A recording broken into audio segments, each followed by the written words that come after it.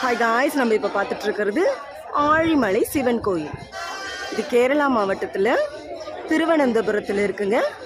58 அடி இருக்குது. இது புதுசாக கட்டின சிலை தான். மேலே கங்கா அம்மா இருக்கிறாங்க தலைக்கு மேலே. ஆனால் இது மிகவும் பழமையான கோயில். கோயில் தர்ஷன் நாங்கள் முடிச்சிட்டோம். இது கடற்கரை கோயிலாகும். கேரளாவிலேயே மிகவும் பிரசித்தி பெற்றதாக இது கருதப்படுது.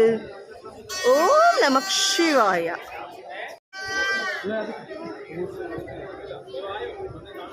ஆழிமலை சிவன் கோயில்.